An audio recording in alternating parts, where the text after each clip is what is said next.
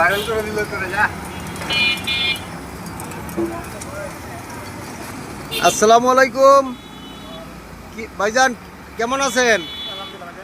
ভাই কি নাম আপনার? রতন।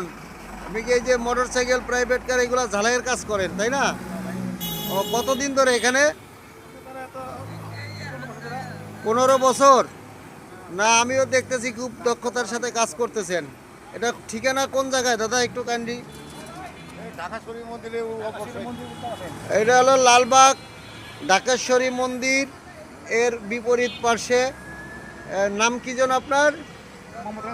রতন ভাইয়ের দোকান। এখানে রতন ভাই খুব দক্ষ সহকারে প্রাইভেট কার মোটরসাইকেল রিপেয়ারিং করে থাকেন। কাজ করে, খুব সুন্দরভাবে কাজ করেন উনি। ঢালাইয়ের কাজ করে।